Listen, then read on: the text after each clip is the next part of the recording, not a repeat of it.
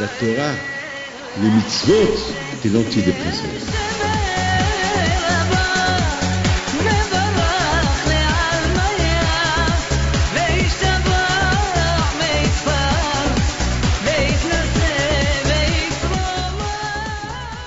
Birshut Moray Varabotai, avec la permission d'Hachem, j'espère que vous tous vous allez bien. Nous sommes dans les parachutes de notre libération de l'Égypte, avec les deux Akadosh Baruch Hu, qu'Akadosh Baruch Hu fasse que nous aussi aujourd'hui on sera libérés par Hachem, comme les Hachamim disent que les mêmes miracles qu'Akadosh Baruch Hu il a fait à l'époque lorsque les Bnei étaient en Égypte, comme ça Akadosh Baruch Hu il va faire avec nous. Dans la paracha de Ve'era, c'est écrit que Hachem il s'est un peu énervé sur Moshe Rabbeinu. Pourquoi? Parce qu'Akadosh Baruch Hu l'a dit à Moshe Rabbeinu.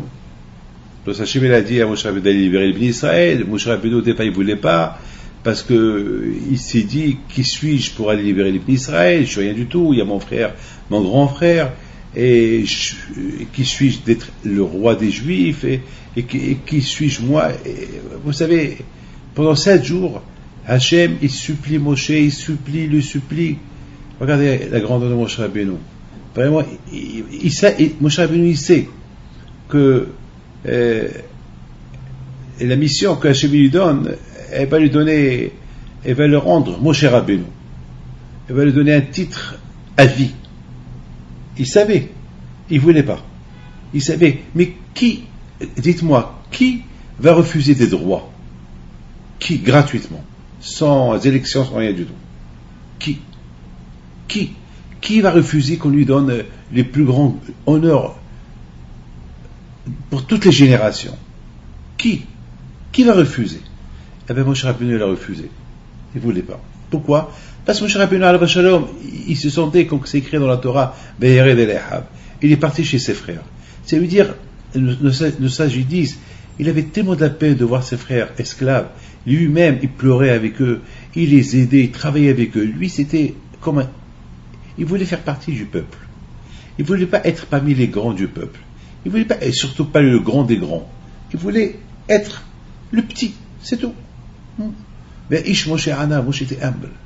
Et justement, parce que Moshe Rabbeinu était ce qu'il était, c'est pour ça que il l'a choisi. Mais alors maintenant, une fois que Moshe Rabbeinu il a accepté finalement d'aller au nom d'Hachem pour libérer les Bnei Israël, c'est là que Moshe Rabbeinu il a eu la peine, parce que il voit que de plus que Moshe Rabbeinu il va chez Paro pour dire à Paro, c'est Hachem qui m'a envoyé pour que tu libères les Bnei Israël, et Paro, qu'est-ce qu'il a fait? Il a commencé à faire souffrir les Juifs encore plus, et là vraiment, il leur a fait tellement beaucoup de mal, jusqu'à que Moshe Rabbeinu, alav shalom, il vient chez Hachem, il dit, Hachem, la mahareota, pourquoi tu as fait ce mal aux Juifs? Pourquoi tu leur as fait ça? Pourquoi les pauvres? Et en plus, depuis que tu m'as envoyé pour parler chez Paro, pour qu'il libère les Bnei Israël, et Paro il devient très dur avec eux. Pourquoi Hachem tu fais ça? Pourquoi? Alors Akadosh Baruch Hu il s'est un peu énervé sur lui. Il lui dit, Moshe, dommage. C'est très dommage pour que Abraham, Yitzhak et Yaakov n'existent pas. Moi je croyais que tu allais être comme eux. Que Abraham, Yitzhak et Yaakov jamais m'ont dit pourquoi. Même les choses qui étaient impensables à penser.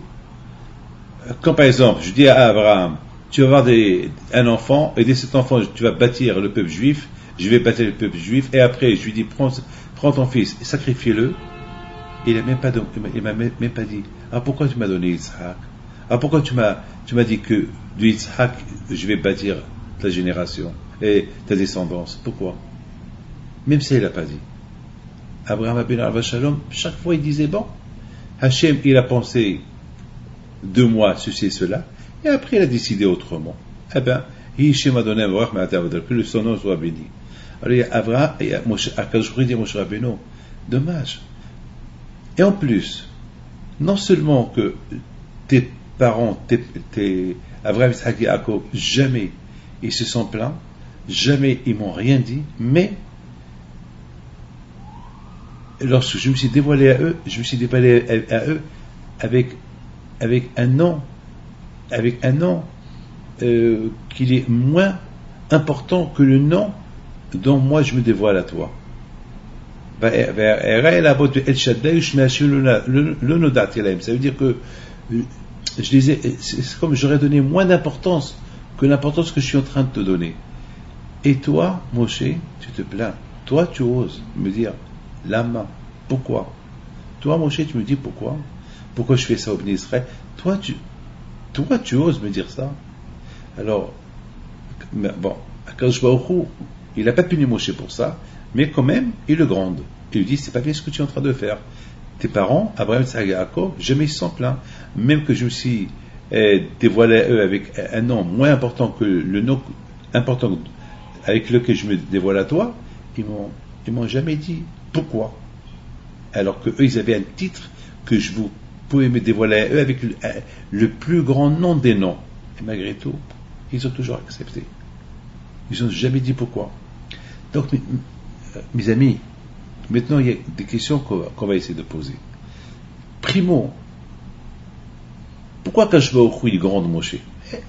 Parce que il lui a dit pourquoi tu fais souffrir les bénis d'Israël.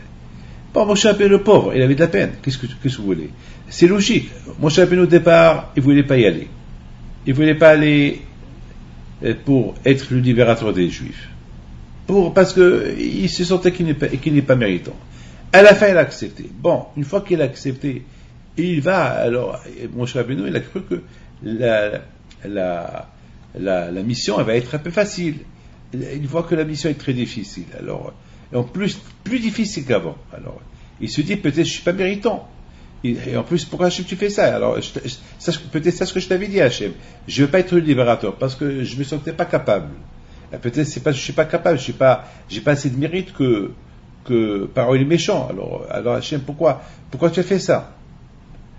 Alors, Kadosh Baruch Hu, qu'est-ce qu'il dit à Moshe Rabbeinu? Il dit à Moshe Rabbeinu, tu sais que tes parents, ils m'ont jamais reproché rien du tout, et même lorsque je me suis dévoilé à eux avec un nom moins important que le nom avec lequel je me dévoile à toi, ils se sont pas posé de questions. Alors que je me pose pourquoi que je ne suis pas dévoilé à nos parents Abraham, Isaac, Jacob avec des noms très importants.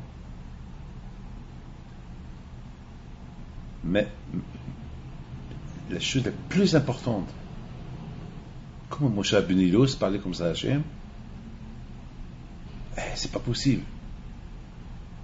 Rabotai, pour répondre à tout ça, on est obligé de faire une petite introduction. Il faut savoir très bien que Yosef Hatzadik, on essaie tous l'histoire de Yosef Hatzadik. Jamais Yosef Hatzadik, il a reproché à Dieu pourquoi il a été vendu, pourquoi il a souffert. Jamais. Yosef Hatzadik, il aurait pu se sauver. De là où il était esclave.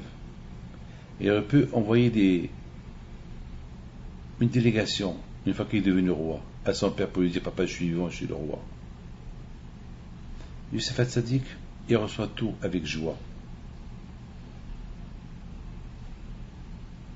D'ailleurs, tellement qu'il était tzaddik que même ses frères, ils n'ont pas eu peur qu'un jour Yosef il va se sauver de là où il est et venir chez le papa et dire à papa, à Yaakov, que c'est tes enfants qui m'ont vendu.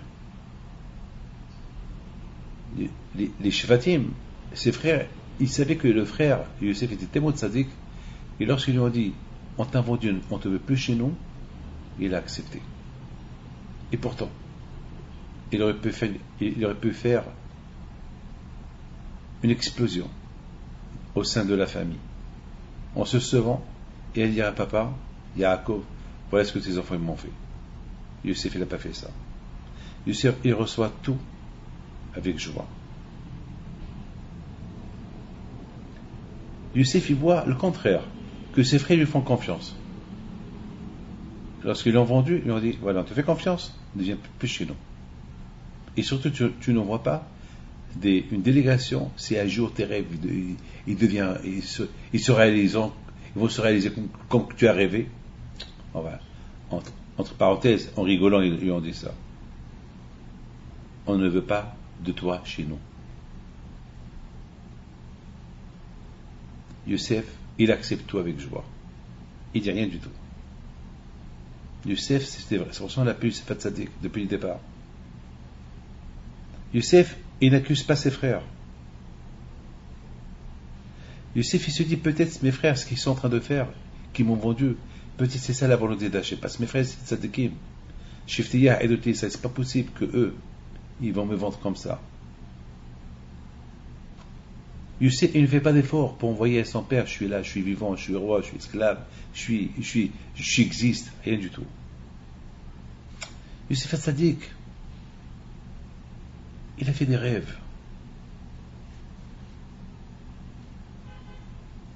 Dans le rêve, il rêve qu'il est roi. Il ne rêve pas qu'il allait souffrir. Simplement, il rêve qu'il allait être un roi. Il aurait pu dire, une fois que Yosef a commencé à souffrir, il aurait pu dire, les rêves que j'ai rêvés, c'est bidon. J'ai rêvé que j'allais être roi, c'est bidon. Regarde, je suis esclave. Yosef, il ne dit rien du tout. Il accepte tout. Yosef,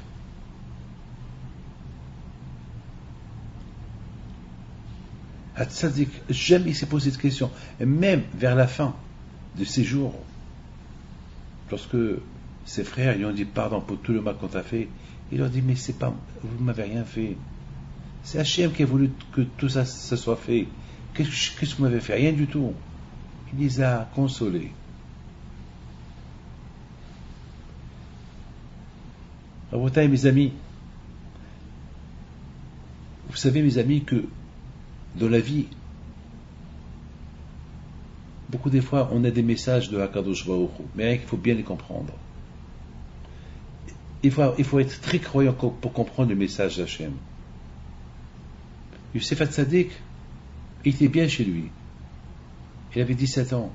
Il était gâté, beau gosse. Son père l'aimait. Il ne lui manquait rien du tout. Et il était aussi tzaddik qu'il pouvait comprendre, réussir à comprendre. Le Hachem décide quelque chose, la chose d'Hachem va se réaliser. Alors si Hachem décide quelque chose pour moi, je vais aller contre la décision d'Hachem. C'est comme ça que Yosef voyait les choses. C'est pour ça que Yosef n'a fait aucun effort pour se sauver, pour accuser ses frères ou accuser quiconque.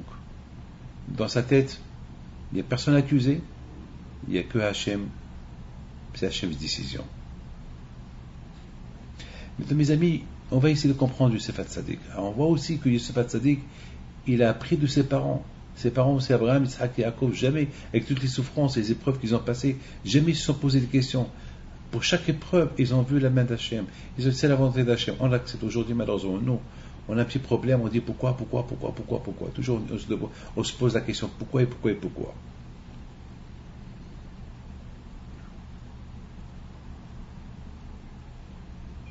Parfois, on veut des réponses. Mais parfois aussi, ça peut être méchant de chercher de trouver des réponses parce que sur certaines choses qui peuvent nous arriver, il n'y a pas de réponse.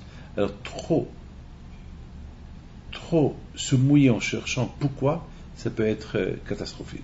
Ça peut avoir des effets secondaires au niveau de la foi. On peut même perdre la foi. Par exemple, j'étais content aujourd'hui de recevoir une femme qui m'a raconté que grâce à Dieu, ses enfants, c'est une femme qui a fait teshuva avec moi à Los Angeles. Et grâce à Dieu, elle a vraiment fait teshuva, elle et son mari, Baruch Hashem. Et il y a il y a 25 ans à peu près, ils étaient des gens milliardaires. Et entre-temps, la pauvre, elle a perdu son mari. La pauvre, cette femme, elle a tout perdu, tout son argent, tout ce que son mari lui a laissé.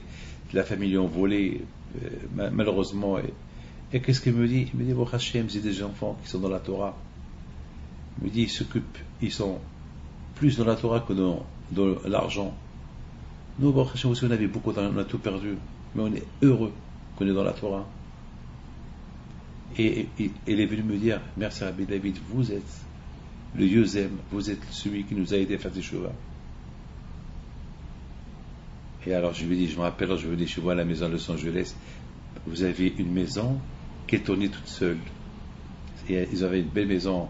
À l'époque, tout le monde rêvait d'avoir cette maison. C'était sur une montagne, et cette maison était, avec des machines, elle tournait toute seule. Alors vous voyez que, tantôt vous voyez la mer, les montagnes, les volcans, la maison elle tourne toute seule. C'était une maison spectaculaire. Et me dit, Rabbi David, je me rappelle le premier coup que vous avez donné là-bas. Et depuis ce coup-là, on a commencé à croire, moi et mon mari, que l'argent c'est du bidon. Et grâce à Dieu,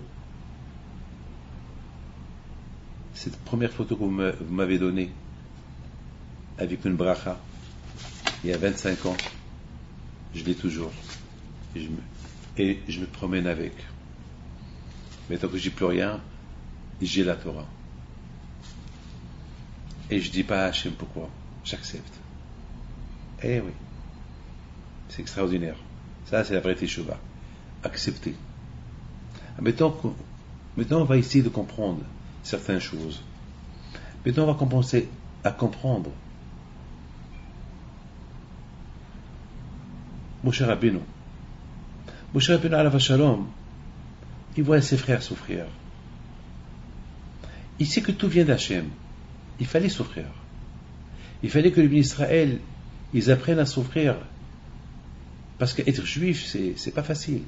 Vous savez que pour faire fondre, pour avoir une bague en or, eh ben, vous savez ce qui se passe avec cette bague-là.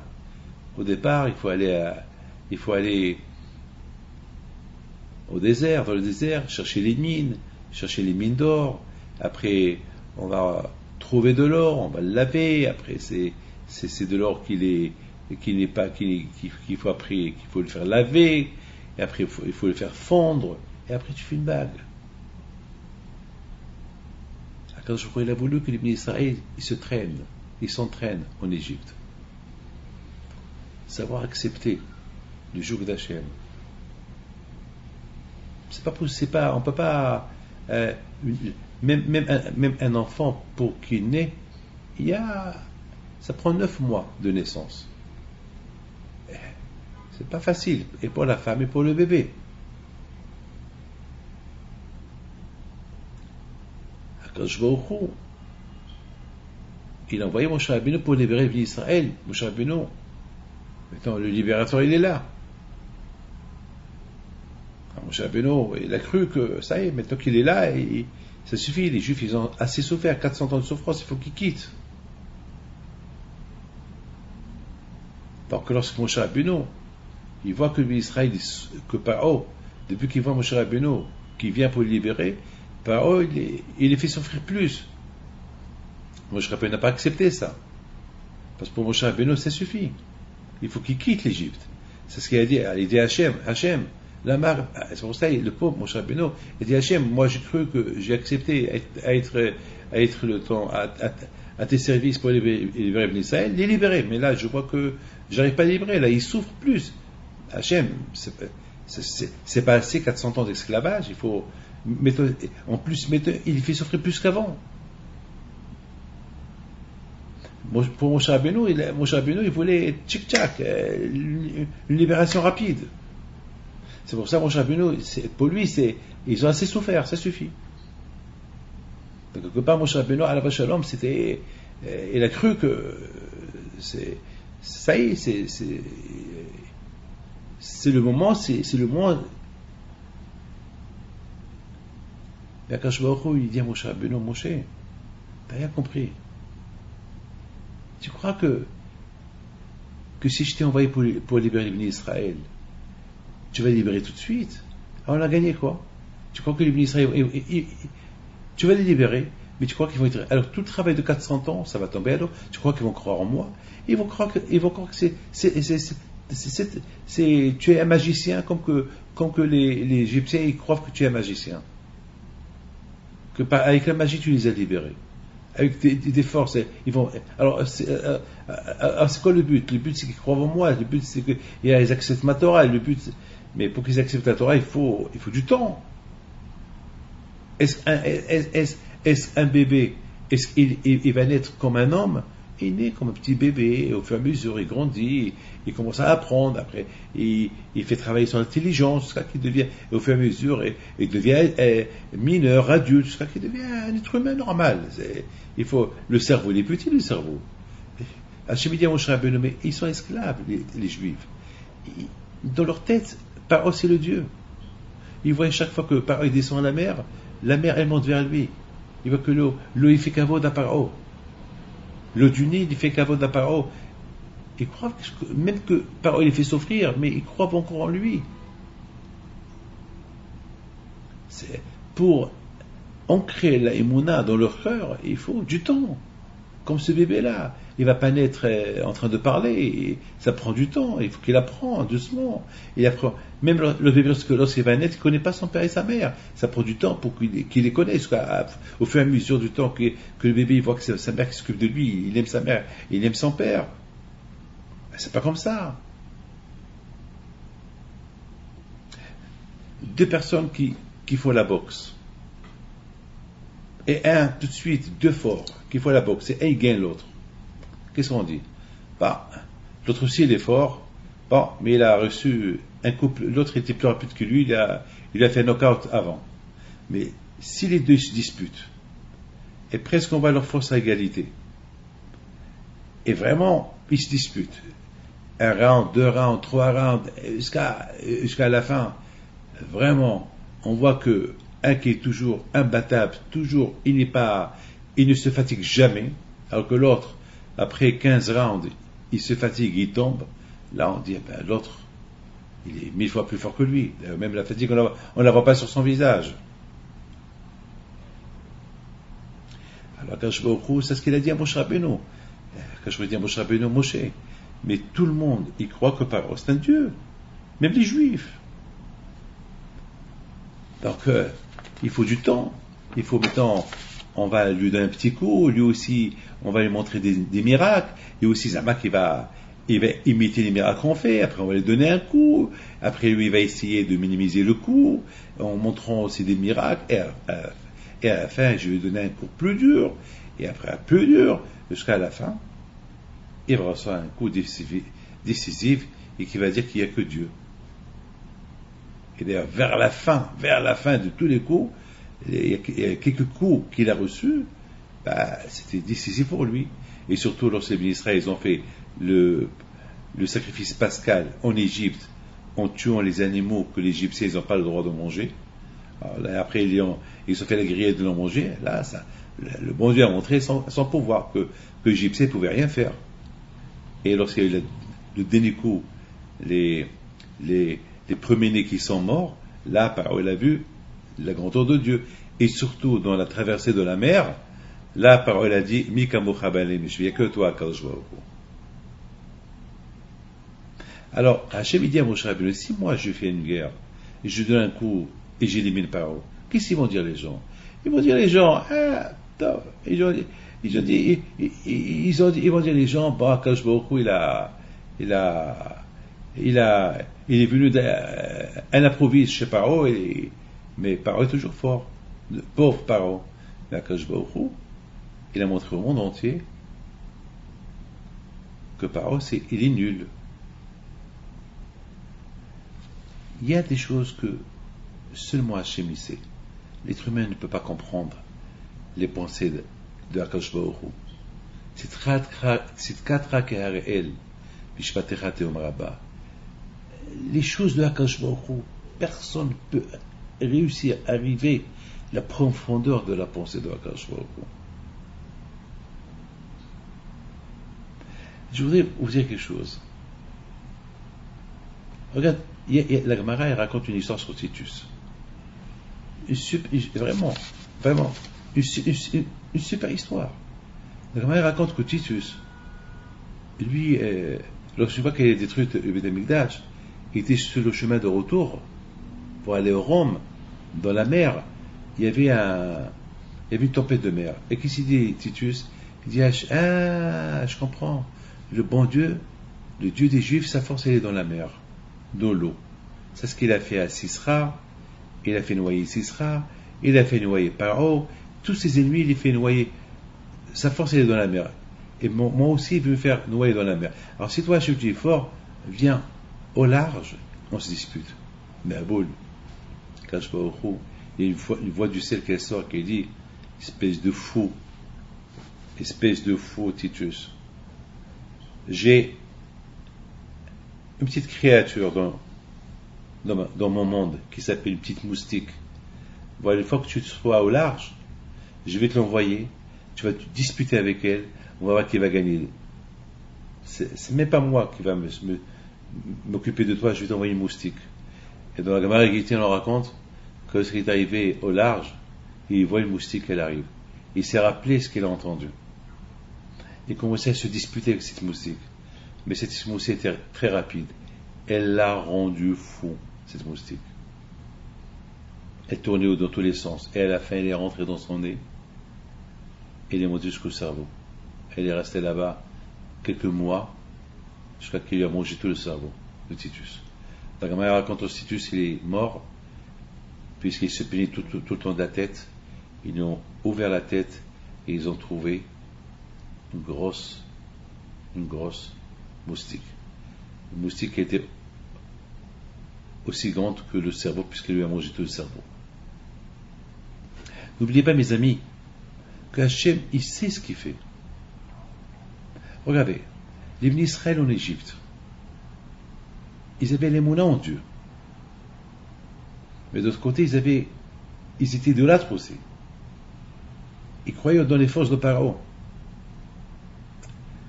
Mais ce qui a sauvé les Juifs en Égypte, c'est parce qu'ils ont respecté Nida, ils ont respecté leur nom, leurs vêtements, leur langue. Ils croyaient en Dieu, mais ils croyaient aussi en Pharaon, comme des gens aujourd'hui qui croient en Dieu, mais ils font des bêtises. Je voudrais vous dire simplement une chose. Il y avait quelque chose d'extraordinaire qui s'est passé cette semaine. Il y a une histoire ici à Miami qui circule. Une femme qu'elle n'arrivait pas à tomber enceinte à l'âge de 50 ans. Grâce à Dieu, Baruch Hashem, il a reçu, pendant 20 ans, il reçoit des brachot, et aucune bracha n'est montée au ciel. Et à la fin, grâce à Dieu, elle est tombée enceinte. Et elle est enceinte de 2 jumeaux. Il y a eu un qui l'a entendu, il n'arrivait pas à croire jusqu'à qu'on lui a emmené la femme. Lorsqu'elle a vu la femme qu'elle avait 50 ans, et qu'il lui a montré qu'elle est enceinte de 2 mois, il lui a montré les papiers que les médecins lui ont dit qu'il ne pouvait pas tomber enceinte, là, il a commencé à croire. Il y a des choses, malheureusement, pourquoi? Nous, par exemple, moi, même si on me raconte, même si on me dit qu'elle est enceinte de 20 enfants, je vais croire. Parce que je suis croyant. Mais malheureusement, il y a d'autres personnes qui sont croyants, mais malheureusement, leur tête est aussi dans autre chose. Alors, pour que leur tête soit avec Dieu, et pas sur autre chose, il faut du travail.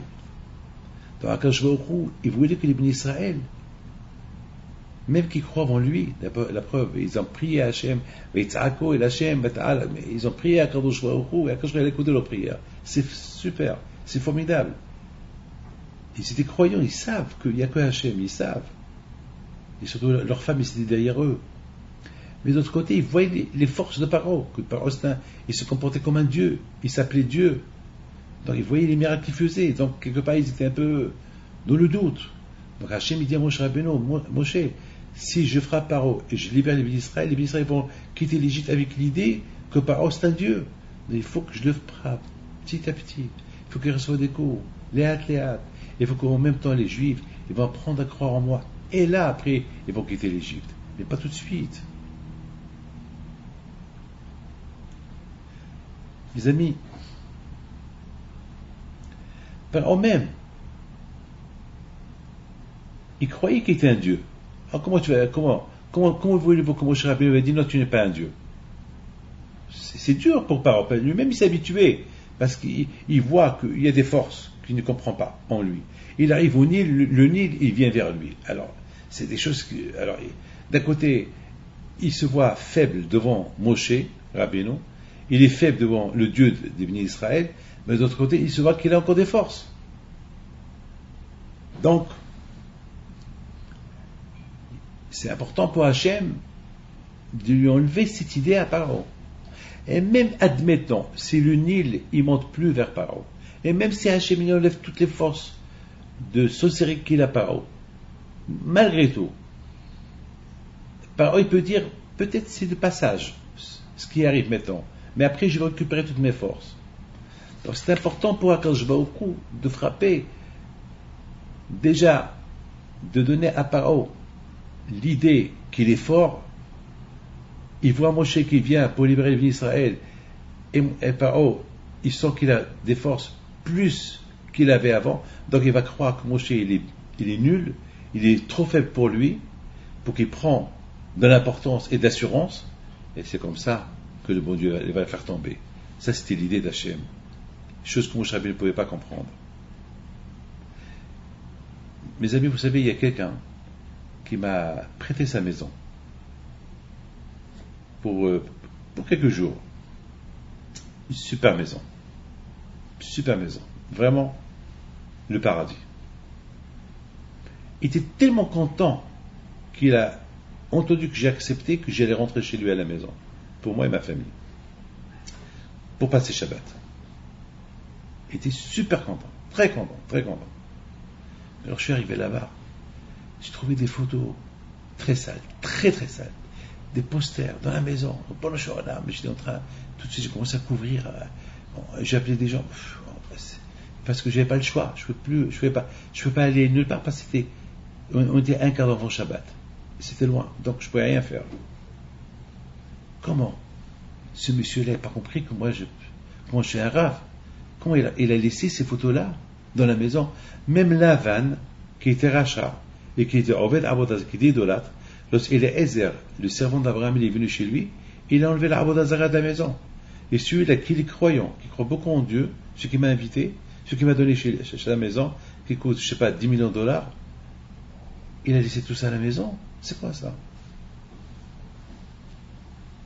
Mes amis, Lavan, on l'appelle le malin. Il était malin. Il était malin.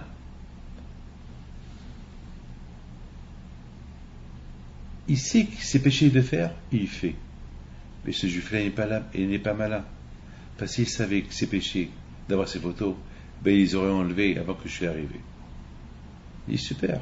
Mais il ne connaît pas. Donc je lui parlais que c'est péché, tout ça, c'est pas bien.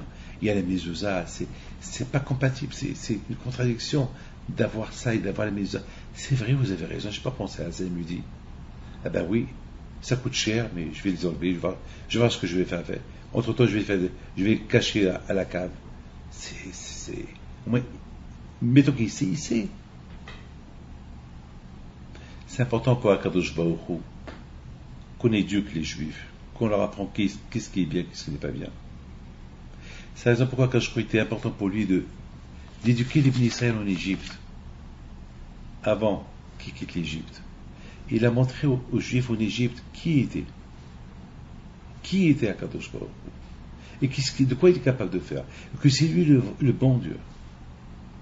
Une fois qu'ils ont appris, puis il dit, ok, il y a Hachem, une fois qu'ils ont appris qu'il y a Hachem, alors, là, ils sont prêts à aller derrière lui pour recevoir la Torah.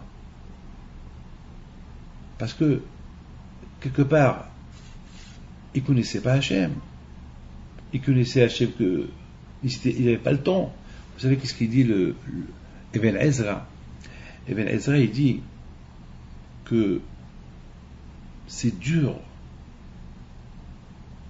d'être un esclave. Parce qu'un esclave, il oublie la notion d'être humain. il ne peut pas s'exprimer, il ne peut pas dire ce qu'il pense, il ne peut pas dire ce qu'il veut faire, parce qu'il a un patron. Donc les Bnei Israël en Égypte, c'était pareil. C'était pas possible de leur enlever l'idée qu'ils vont être libres demain. Donc il fallait du temps. Si Hachem dit à Moshe Rabbeinu, si Moshe, je les libère tout de suite, ils vont toujours croire, ils vont se libérer, je vais les libérer de l'Égypte, mais ils vont rester esclaves à Pharaon dans leur tête. Dans leur tête, toujours, ils vont vénérer Pharaon. Alors j'ai gagné quoi? Si je les libère, je les libère et de Pharaon, de l'Égypte, de leur esclavage, et de leur donner une liberté totale. Avec la Torah, on est libre. Avec la Torah, on n'est pas libre de nos instincts. On n'est pas esclave de nos instincts. On est libre de notre Sahara. Donc, il faut du temps. Au départ, c'était dur pour lui d'accepter ce temps-là que Hachem. Mais après, Moshe Rabbeinu a compris que Hachem a raison. Et après, Moshe Rabbeinu, il est rentré dans le coup avec Akadosh Baruch Hu. Il a compris Akadosh Baruch Hu. Et il a compris que Hachem a raison. C'est la raison pourquoi Akadosh Baruch Hu, il n'a pas puni Moshe Rabbeinu. Et c'est la raison pourquoi Akadosh Baruch Hu, il s'est dévoilé à Moshe Rabbeinu avec un nom très puissant. Pour le kavod de Am Israël, pour l'honneur et la gloire d'Am Israël, Akadosh Baruch Hu, il s'est dévoilé à Moshe Rabbeinu avec le nom miséricorde. Ça veut dire, quand je dis Moshe Rabbeinu, si je me suis dévoilé à toi avec le nom miséricorde, c'est que c'est la miséricorde que je cherche pour mon peuple. Pas la justice, pas la loi, pas la rigueur, c'est la miséricorde. Mais beaucoup des fois, une miséricorde, elle vient jusqu'à que tu traverses une rigueur. Après la rigueur, il y a la miséricorde. C'est mieux que la rigueur après la miséricorde, que qu'il y ait la miséricorde après il y a la rigueur. Parce que lorsqu'il y a la rigueur et la miséricorde, ça veut dire que la rigueur, elle est limitée. Mais lorsque la miséricorde, la rigueur est après la miséricorde, ça veut dire peut-être la rigueur elle va être illimitée. Et c'est ça la grandeur des Avot HaKadoshim. Les Avot HaKadoshim, Akadosh Baruch Hu, il ne s'est pas dévoilé à eux avec le nom miséricorde. C'était leur pouvoir, leur koah, leur force, qu'ils ont accepté d'Hachem tout. Ça fait aujourd'hui, j'ai rencontré quelqu'un qui vient avec sa femme me voir.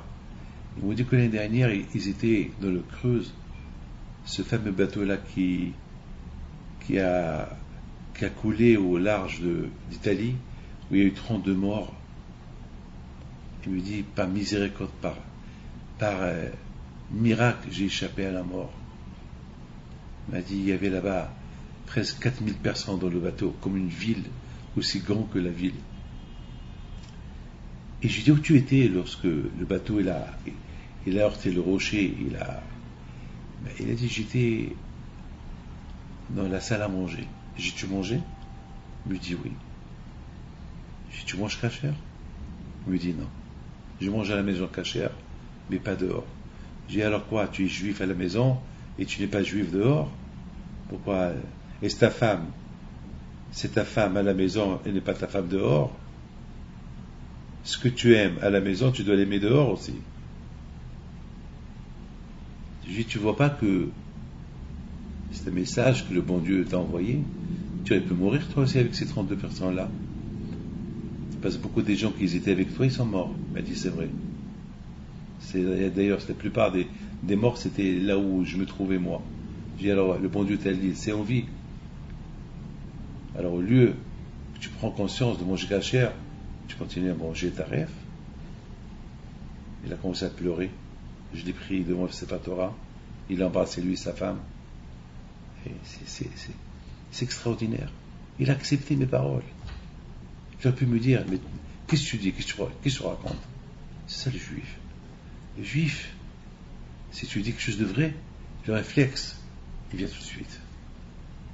Le réflexe. C'est extraordinaire. Vous savez, mes amis, je termine. Puisqu'on a commencé à parler sur Youssef, on termine de parler sur Youssef. Youssef, il a rencontré Binyamin, son frère, et les deux ont commencé à s'enlacer, à pleurer. Chacun pleurait sur les épaules de l'autre. Nos sages disent que Youssef, il pleurait sur l'épaule de Binyamin parce qu'il a vu que les deux Beth Amikdash qui étaient dans le territoire de Binyamin vont se détruire. Et Binyamin, il a pleuré sur l'épaule de Youssef parce qu'il a vu que le Mishkan Shiloh, que le Mishkan, le tabernacle, qui était dans le territoire de Youssef, il va se détruire. Et puis, j'ai entendu une belle question qui pose de Pnei Menahem. Il dit, mais en général, chacun devait pleurer sur le Beth Amikdash à lui qui va se détruire. Pourquoi chacun pleurait sur le Beth Amikdash de l'autre qui allait se détruire? C'est extraordinaire cette question. C'est-à-dire que Youssef, au lieu qu'il pleure sur le Beth Amikdash de Binyamin, pourquoi il n'a pas pleuré sur le Beth Amikdash à lui qui va se détruire, qui est dans son territoire? Pourquoi il pleure sur le Beth Amikdash de Binyamin et Binyamin aussi? Au lieu qu'il pleure sur le Beth Amikdash de Youssef, qu'il pleure sur ses deux propres Beth Amikdash. Et puis moi j'ai pensé,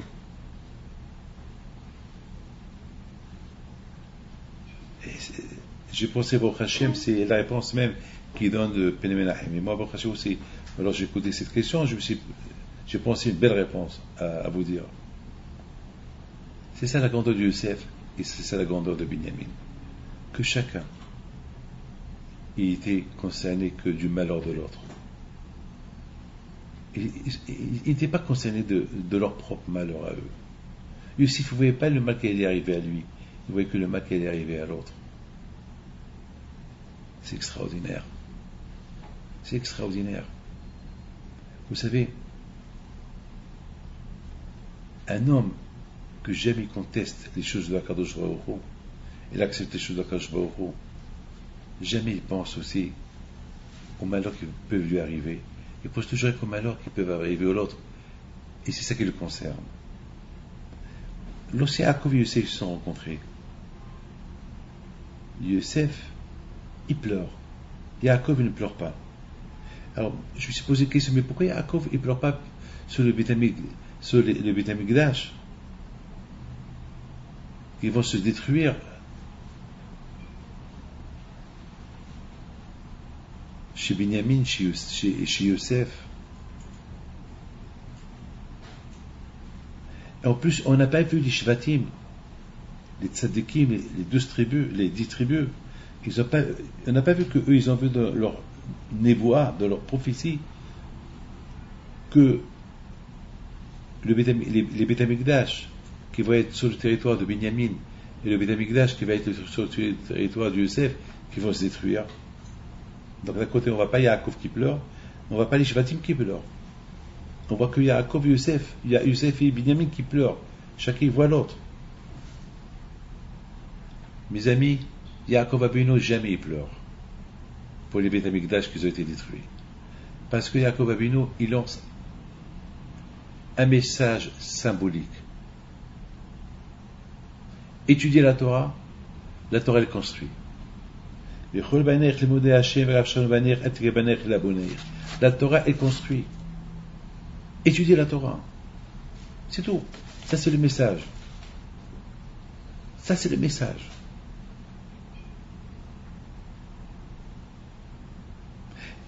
Et malheureusement, les Shvatim, ils étaient là pour écouter, pour apprendre.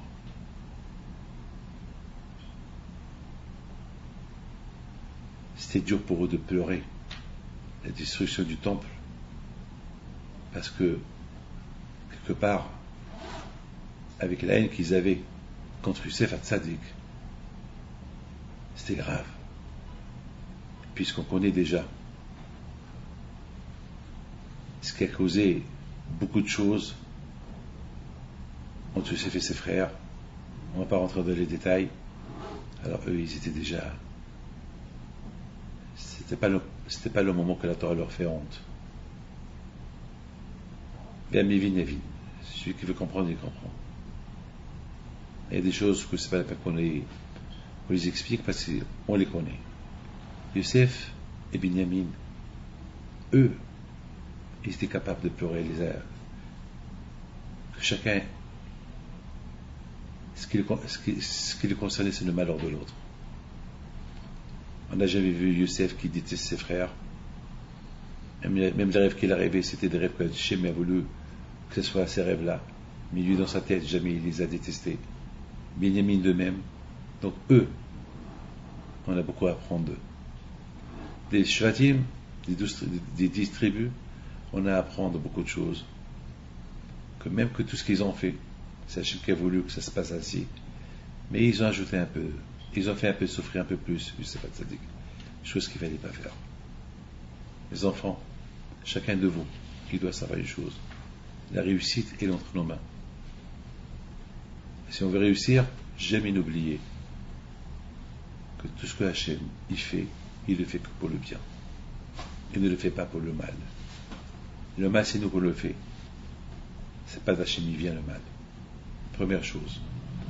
Deuxième chose que chacun de nous doit savoir, c'est que on a beaucoup des fois on a vu qu'un homme qui fait teshuva, il souffre après.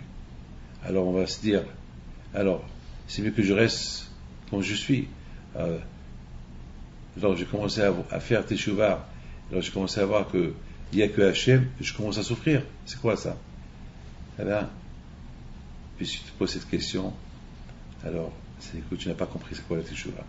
La teshuva, c'est le retour vers Hachem sans se poser des questions. Avant, tu t'es pas posé de questions, tu as fait ce que tu voulais. Alors maintenant, tu veux faire ce que Hachem veut. Alors tu acceptes ce que Hachem veut. Allez, que le bon Dieu vous protège, jamais qu'il y ait de sens. Shalom.